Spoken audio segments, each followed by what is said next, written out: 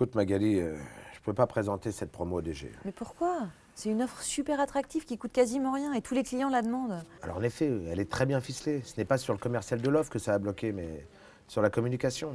Tu proposes de faire une promo sur un produit phare et premium, sur lequel l'entreprise base toute son image. Faire une promo sur ce produit, c'est brader toute l'image de marque de l'entreprise. Oui, mais du coup, on va rien vendre. On vendra moins en volume, en effet.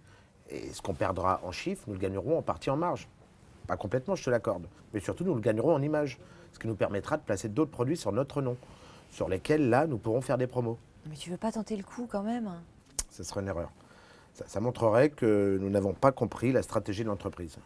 C'est pas l'image que tu veux donner. Bah non, bien sûr, mais c'est frustrant. Je comprends. Mais sois patiente et attends de faire des promos sur le reste. Et attends surtout les commentaires des clients sur ce produit phare. C'est une question d'image et ça se travaille très en amont. Bon, ok. Sinon, je voulais prendre mon vendredi, ça devrait pas poser de problème. Écoute, en temps normal, j'aurais dit oui. Mais je dois préparer le comité de lundi et je pense que j'aurai besoin de ton aide. Donc pour l'instant, je ne peux pas te répondre. Et j'en saurai plus dans la semaine. T'as prévu quelque chose de spécial? Bah ouais, j'aimerais bien partir quelque part avec Stéphane. Tu dois faire des réservations? Bah oui, oui, c'est ça le problème. Et tu dois t'engager quand? Ou plutôt, jusqu'à quand tu peux faire patienter les réservations? Bah c'est surtout pour le train, savoir si on part jeudi soir ou vendredi soir, enfin je dois réserver. Ok.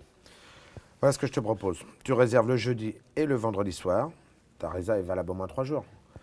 Et dans les 3 jours, je m'engage à te donner une réponse. Ça te va? Super, super. Et sinon, dernier point, tu as vu pour mon augmentation? Oui, j'ai posé la question. On peut en parler maintenant si tu veux. Ouais, je veux bien. Ça ne sera pas pour cette année. Ah non, Fabrice, joue pas ce jeu-là avec moi. Je me suis défoncée cette année, j'ai explosé tous les compteurs. J'ai accepté de différer ma promotion pour arranger la DG, mais c'est pas pour plafonner sur le salaire. Non, mais on en a déjà parlé, je suis très transparente sur ce sujet. J'ai aucun problème pour me remettre sur le marché, moi. Alors, en effet, il n'y aura pas d'augmentation de ton salaire fixe cette année, car le fixe n'est pas lié aux performances ni à l'âge, mais au statut. Il reflète une position liée à un poste. Pas de changement de poste, pas d'évolution sur le fixe, c'est la politique de la société. Et si la question c'est de savoir si la société préfère perdre un excellent élément plutôt que de mettre par terre toute la politique de rémunération des 300 salariés de notre filiale, oui, elle fera ce choix. Et la société continuera sa route sans problème. Sauf que toi et moi, on sera bien ennuyés et on n'aura rien gagné. Maintenant, si tu veux bien m'écouter, j'ai mieux à te proposer. Vas-y. D'abord, ton investissement personnel et tes performances ont été reconnus et valorisés sous forme de primes variables. Je te rappelle que cette année, tu as gagné plus que moi, ton manager, ce qui est totalement justifié au vu de tes résultats. Reconnais que l'entreprise a joué le jeu sur ce point. Oui, oui, c'est pas faux. Reconnais aussi que si le fixe augmentait avec l'âge ou les performances d'une année, tous les vendeurs plus âgés seraient mieux payés que toi, ce qui ferait d'autant moins pour les plus jeunes, en l'occurrence toi. C'est pas le meilleur système pour fidéliser les meilleurs éléments.